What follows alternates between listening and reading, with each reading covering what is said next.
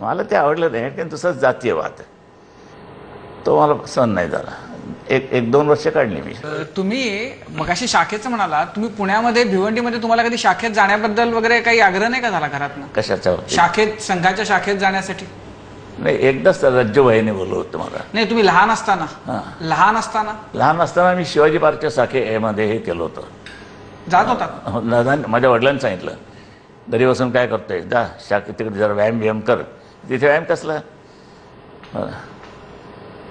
जुडोचं शिक्षण असतं ना, गाद्यांवरती लोढायचं. याला काय मारामारी करताना काय गाद्या तुमच्या ते हाताळणाऱ्यात, त्या लाठ्या काठ्या इकडून तिकडून काय शत्रुत्व सामान आहे. आम्ही आता मागून येतोय, लाठी मागे घ्या, असं काय होणार आहे काय? याला कुठूनही शत्रू येईल. तुमच्या ह्या लाठीचं शिक्षणाचा उपयोग काय?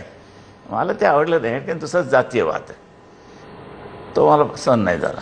एक दोन वर्ष काढली मी आणि निघालो. बौद्धिक ते एक वैशिष्ट्य बुद्धी नसताना. ऐकायचं होतं तुम्ही? बौद्धिक ऐकली? कसली बौद्धिक?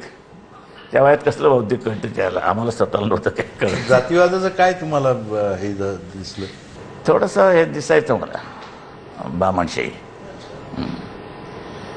मी तो नायकाला, आमचे नाईक होते आमच्या ग्रुपचे, त्यानंच मी विचारलं, म्हटलं असं इथे सगळे हे दिसत आहेत, ब्राह्मण दिसत आहेत. नाही नाही म्हणे, माटुंगेच्यावर एक खूप सिंधी आहेत. म्हटलं ते सिंधी आहेत? मला नाही, ते मला जातपात नाही आवडत, भयंकर तिडीक आहे.